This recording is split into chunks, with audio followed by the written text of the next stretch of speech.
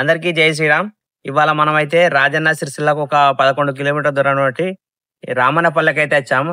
ఇక్కడైతే స్వయంగా వెలిసిన వేణుగోపాల స్వామి గుడి అయితే ఉంది. అది మనైతే చూపిస్తాను ఇప్పుడు మీకు. స్టార్టింగ్ లో అయితే ఉన్నాము గుడి స్టార్టింగ్ లో. ఇదైతే చూడొచ్చు, రథం అయితే ఈ మధ్యన చేయించారు. అలాగే ఇక్కడ స్టార్టింగ్ లో అయితే హనుమాన్ టెంపుల్ అయితే ఉన్నది. అయితే గుడిలోకి అయితే వెళ్ళిపోదాం, దగ్గరికి అయితే వెళ్ళిపోదాం, చూపిస్తారండి. ఈ టెంపుల్ అయితే స్వామివారు అయితే స్వయంగా వెలిసిందంట అయితే ఉన్నది.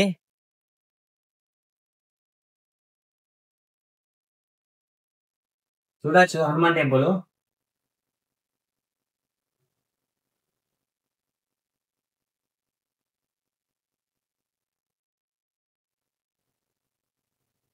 ఓకే, ఇప్పుడైతే ఈ టెంపుల్ కు అయితే వేణుగోపాల స్వామి టెంపుల్ కి అయితే ద్వారపాలకుడు అయితే ఇక్కడ ఈ హనుమాన్ అనమాట. ఈ హనుమాన్ కూడా అయితే మన వేణుగోపాల స్వామి గుడి ముంగట ధ్వజస్తంభం కోసం తవ్వేటప్పుడు ఈ విగ్రహం అయితే బయటపడ్డారట. ఈ విగ్రహాన్ని ఇక్కడైతే ప్రతిష్ఠించారు వీళ్ళు. అక్కడైతే ధ్వజస్తంభం అయితే కట్టేశారు. ఇప్పుడైతే మనం అయితే మెయిన్ టెంపుల్ దగ్గరికి అయితే వెళ్ళిపోదాం.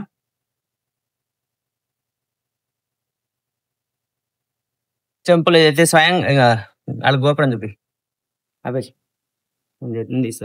స్వామివారు దాదాపు 13వ శతాబ్దంలో నాయనార్ అల్వార్ వ్యవస్థ అనేటువంటి 2 వ్యవస్థల మధ్యన కొంత ఉత్కృతత జరిగినప్పుడు మదురై నుంచి ఒక మహారాజు గారు అల్వార్ వ్యవస్థ స్థాపన కావాలి, సమాజం ఏర్పడాలి అని ఇక్కడికి యుద్ధానికి వచ్చున్నారు. అల్వార్ వ్యవస్థ స్థాపన మనకు ఇప్పుడు సమతామూర్తి అని ఉంది కదా, రామానుజుల వారు. ఆ రామానుజ పరంపర ఉండాలి, సమాజం ఏర్పడాలి అనే ఉద్దేశంగా నాయనార్ వ్యవస్థలో ఉన్నటువంటి వాళ్ళ మీద, ఆ మహారాజుల మీద యుద్ధానికి వచ్చారు. అలా వచ్చి యుద్ధం ముగిసి జయప్రదంగా తిరిగి వెళ్తున్న సమయంలో స్వప్నమందు స్వామివారు కలలో కనిపించి నేను ఇక్కడ ఉన్నాను, ఇక్కడ అల్వార్ వ్యవస్థ స్థాపన చేస్తూ నా ఉనికిని ఇక్కడ ఏర్పాటు చేస్తున్నాను అని వారికి చెప్పారు.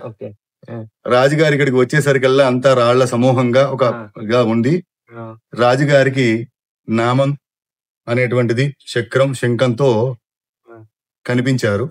ఆ కనిపించినటువంటి స్వామివారు ఆయన ఆలయం నిర్మించాలని మహారాజు అనుకొని ఇక్కడ ఆలయాన్ని నిర్మించారు. ఇక్కడ ఆ మహారాజు గారు ఏనుగులకి గజ సైన్యం ఇటువైపే ఉంటుంది, ఒకే వైపు ఉంటుంది. ఏనుగులు చూపెట్టి అందుకే ఇక్కడ ఏనుగులు చెక్కారన్నమాట ఈ విగ్రహానికి. ఈ టెంపుల్ కి అయితే ఏనుగులు ఉంటాయి. ఏనుగుల సైన్యంతో వచ్చారు. ఏనుగులు వెళ్లిపోయి ఇక్కడ నుంచి అనడానికి ఇదొకటి అంతే. ఏనుగులు వెళ్ళడానికి నిదర్శనం. ఇకపోతే చెప్పినట్టు ఇదంతా రాళ్ల సమూహం అని చెప్పారు కదా, ఇవన్నీ రాళ్లే. ఇక్కడ కంప్లీట్ అయితే రాళ్లే ఉన్నాయి. మనం స్టార్టింగ్ లో చూసుకుంటే ఇక్కడ స్వామివారి యొక్క మహిమ ఏమిటంటే ఇదే స్వయంభూ గోపృష్ఠాకారంగా ఉంటుంది. ఈ రాయిని చూస్తే ఈ దిశలో నిలబడి మీరు చూసినట్లయితే ఆవు కూర్చున్నప్పుడు ఉండే పృష్ఠ భాగం వెనక తోక భాగంగా ఇదైతే తోక భాగంలో కనిపిస్తుంది, ఇదైతే నడుము భాగంలో కనిపిస్తుంది. ఇక్కడ మీరు చూసుకోవచ్చు, ఇదైతే ఇంకోటి భాగం ఉంటుంది. ఇది ఓన్లీ బ్యాక్ సైడ్ అయితే కనిపిస్తుంది మనకు. గోపృష్ఠాకారం అని చెప్తారు. నేను సంస్కృతంలో చెప్తే ఇక్కడ వాళ్ళకి అప్పటి వాళ్ళకి అర్థం కాదు కాబట్టి నేను ఇందాక చెప్పాను కదా, మనకి ఇక్కడ ధ్వజస్తంభం తవ్వేటప్పుడు హనుమాన్ టెంపుల్ బయటకు వచ్చిందని. ఇది అదే ప్లేస్. దీని గురించి అయితే పంతులు గారు చెప్తారు. ఇక్కడ ఆలయాన్ని రజాకారుల వ్యవస్థలో ఉన్నప్పుడు, అంతకంటే ముందు ముస్లింస్ రాజులు పరిపాలించినప్పుడు ఏమనంటే చాలా సార్లు భిన్నం చేయడానికి, చాలా ధ్వంసం చేయడానికి అనేక దేవాలయాలు ధ్వంసం చేస్తున్న క్రమంలో ఈ దేవాలయం ధ్వజస్తంభం కూడా భిన్నం చేశారు. ఆలయానికి ఇప్పుడు ఉన్నటువంటి ఆకారం ఇంకో గొప్పగా ఉండేది, ఇప్పుడు చూస్తున్నటువంటి విధంగా ఉన్నది. దీన్ని పునర్నిర్మాణం చేద్దాం అనుకునే సమయంలో ఏంటంటే స్వామివారి విగ్రహం ఉద్భవం అయింది. అదే వెలికిలోకి వచ్చింది. హనుమాన్ విగ్రహం ఇందాక చూసిన హనుమాన్ విగ్రహం అయితే ఇక్కడ తవ్వేటప్పుడు బయటకు వచ్చిందట. ఇదే విగ్రహాన్ని పక్కన అయితే ప్రతిష్ఠించారు. మనం ఇందాక చూసాం హనుమాన్ విగ్రహం, అది అదేనమాట. ఇక్కడ ఈ దేవాలయం యొక్క ప్రాముఖ్యత ఏమిటంటే స్వామివారు ఉత్తర మొహంలో ఉంటారు. ఇక్కడ స్వామివారు చెప్పారుగా, స్వామివారు అయితే తూర్పు కాకుండా ఉత్తర ముఖంలో ఉంటారు. మనకు పడమర దక్షిణం ఉత్తర ముఖంలో అయితే ఈ టెంపుల్ అయితే ఉన్నది. మీరు సంవత్సరానికి ఒకసారి వెంకటేశ్వర స్వామి దేవాలయం గాని, రామాలయం గాని, ఇతరత్రమైనటువంటి అనేక వైష్ణవ క్షేత్రాల్లో ఉత్తర ద్వారము అని ప్రత్యేకంగా ఒకటి ఏర్పాటు చేసి అక్కడ దర్శనం చేస్తాము. చాలా క్యూలు ఉంటాయి. ప్రతి సంవత్సరం వైకుంఠ ఏకాదశి రోజున వైకుంఠ ద్వార దర్శనం అని ఉత్తర ద్వార దర్శనం అని బోర్డులు పెట్టి అక్కడ దర్శనం చేస్తాం. స్వామివారు మాత్రం ఇక్కడ 365 రోజులు ఉత్తర ద్వార దర్శనం వైకుంఠ ప్రాప్తి. ఉత్తర ద్వార దర్శనం అని 365 రోజులు ఉత్తర ద్వార దర్శనం ఇక్కడ ప్రత్యేకత. రండి. ఇప్పుడు మీరైతే బయట అయితే గోపురం అయితే చూడొచ్చు. చూడండి, ఇది పైన శ్రీకృష్ణుడు రుక్మిణి సమేత సత్యభామ సమేత వేణుగోపాల స్వామి పైన అయితే ఉన్నాడు. గోపురంలో అయితే పైన స్వామివారి టెంపుల్ మెయిన్ మూల విగ్రహానికి అయితే పైన అయితే ఉన్నది. ఇదైతే చాలా అంటే చాలా పురాతనమైన టెంపుల్. ఇప్పుడైతే మనం స్వామివారి అయితే వెలిసిన స్వామివారి అయితే చూద్దాము. వెళ్దాం రండి. ఆలయం మట్టితో నిర్మాణం అయింది. స్తంభాలన్నీ రాళ్ళతో నిర్మాణం. ఇప్పుడైతే మనం ప్యాంట్ వేసుకొని వచ్చినాం కాబట్టి లోపలికైతే అలవలేదు. మనం అయితే ఇక్కడి చూస్తాము. మీకోసం అయితే జూమ్ చేసి చూపిస్తాను. ఏకాంతాయ కళ్యాణాయ ధ్యేయర్థినాం శ్రీ వెంకటనివాసాయ శ్రీనివాసాయ మంగళం.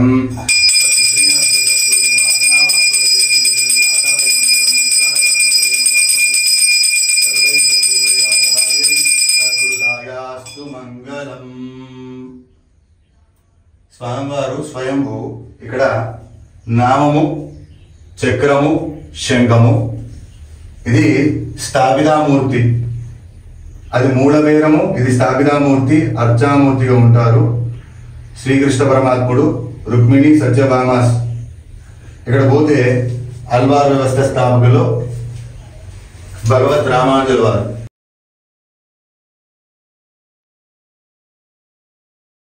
ఇప్పుడైతే మనం పంతులు గారి మాటల్లో ఈ గుడి విశిష్టత మొత్తం అంతే ఈ సంవత్సరం జరిగే కార్యక్రమాల గురించి అయితే తెలుసుకుందాం. వసుదేవసుతం దేవం కంసచానూరమర్దనం దేవకీ పరమానందం కృష్ణం వందే జగద్గురుం. సాక్షాత్తు శ్రీకృష్ణ పరమాత్ముడు జగద్గురు, గీత బోధించి మనని ఉద్ధరించినటువంటి స్వామివారు స్వయంగా ఈ బద్దెనపల్లి పక్కన ఉన్నటువంటి రామన్నపల్లి గ్రామంలో వెలిసి ఉన్నటువంటి స్వామివారికి గతంలో కృష్ణాష్టమి, వైష్ణవ కృష్ణాష్టమి రోజు ఒక ఉత్సవం ఉండేది. ఆ భగవంతుడంతా కూడా ఈ ఉత్సవ సమయంలో ప్రజలందరినీ గ్రామంలో పల్లకీ సేవగా సేవదీస్తూ ప్రజలందరినీ ఉద్ధరించేటువంటి వాడు. భగవంతుని యొక్క అనుగ్రహం వల్ల, ప్రజల యొక్క భగవంతుని మీద ఉండేటువంటి ప్రేమ వల్ల వాళ్ళంతా కూడా ఏకమై రథోత్సవం జరపాలి, స్వామివారి తిరుక్కల్యాణం చెయ్యాలి అని వాళ్ళు ఎన్నో సంవత్సరాల నుంచి ఆలోచన చేశారు. భగవత్ కృపచేత ఒక 6 సంవత్సరాలకు పూర్వంలో అందరూ కూడా కాస్త పోగులు డబ్బులు దానంతా పోగు వేసుకొని రథాన్నంతా కూడా చక్కగా ఏర్పాటు చేశారు. వైశాఖ మాసంలో బహుళ త్రయోదశి పౌర్ణమికి ముందుగా స్వామివారి ఉత్సవం త్రయాణిక కార్యక్రమం ఉంటుంది. పౌర్ణమి రోజు స్వామివారి కళ్యాణం జరుగుతుంది. ఆ పైన కళ్యాణానంతరం రథంలోకి స్వామివారిని వేంచేపు చేస్తాము. రథోత్సవం బయలుదేరుతుంది. చాలా మంది ఇక్కడికి వచ్చారు. ఈ రథోత్సవ సమయంలో అంతఃపూర్వంలోనూ వచ్చారు. ఎవరెవరికైతే సంతానం లేదు, సంతానమికి అవదు అని నిర్ధారణలు చేసి డాక్టర్లు చెప్పినా కూడా వాళ్ళు అత్యంత భక్తి శ్రద్ధల చేత భగవంతుని దగ్గరికి ఇక్కడికి రావడం ద్వారా వారికి సంతాన ప్రాప్తులు కలిగాయి. అందుకని ఈ స్వామివారిని సంతాన వేణుగోపాల స్వామి అని కూడా పిలుస్తూ ఉంటారు. ఆ పైన కొంతమందికి వివాహం అవ్వట్లేదు. జీవితంలో అసలు ఇలాంటి వాడికి, ఇంత వయసు వచ్చినటువంటి వాడికి, ఇలా ఉన్నటువంటి వాడికి వివాహం ఎక్కడవుతుందయా, ఎవరు పిల్లనిస్తారా అని మాట్లాడినటువంటి సమాజంలో ఈ స్వామివారి దగ్గరికి వచ్చి భగవత్ అనుగ్రహంగా ఆ స్వామివారిని సేవించుకున్నారు. ఎవరైతే ఇక్కడికి వచ్చి మంగళవారం సంతానం అవ్వట్లేదు, వివాహం అవ్వట్లేదు అని బాధతో ఇక్కడికి వచ్చి భగవంతుని సేవించుకుంటారో వారికి సంతానము, అట్లాగే వివాహము, ఉద్యోగ ప్రాప్తులు అన్నీ కూడా చక్కగా జరిగి ఉన్నాయి. వారి యొక్క కోరికలన్నీ కూడా శీఘ్రమే నెరవేరినటువంటిదిగా ఉంది. స్వామివారు ఎవరైతే కోరికలు చెబుతూ అనుకొని వస్తారో వచ్చినటువంటి వాళ్ళ కోరికలను మన్నించి నెరవేర్చేటువంటి స్వామి ఇక్కడ ఉత్తరమొహంలో ఉంటారు. అలిమా గరిమా ప్రాప్తి ప్రాకామ్య అని సిద్ధి కలిగేటువంటి దిశకి అధిపతి ఆయన. ఆ దిశగా ఉన్నాడు కాబట్టి ఖచ్చితంగా ఇక్కడికి వచ్చినటువంటి వారి కోరికలన్నీ సిద్ధి అవుతాయి. హరే కృష్ణ. గైస్, ఇప్పుడు మీరు చూడొచ్చు స్వామివారు స్వయంగా వెలిసిన స్వామివారు వేణుగోపాల స్వామి. ఇక్కడ చూస్తున్నైతే స్వామివారి విగ్రహం ప్రతిష్ఠ చేశారు. ఇక్కడ మీకు వెనుక కనిపిస్తున్న నామాలను చూసారా స్టోన్ కు, అయితే స్వయంగా వెలిసిన స్వామివారు. మీరు కూడా వచ్చి దర్శించుకోండి, స్వామివారి కృపకు పాత్ర కావాలి. మన యూట్యూబ్ ఛానల్ తరపున కోరుతున్నాను. Thank you. సర్వే జనా సుఖినో భవంతు.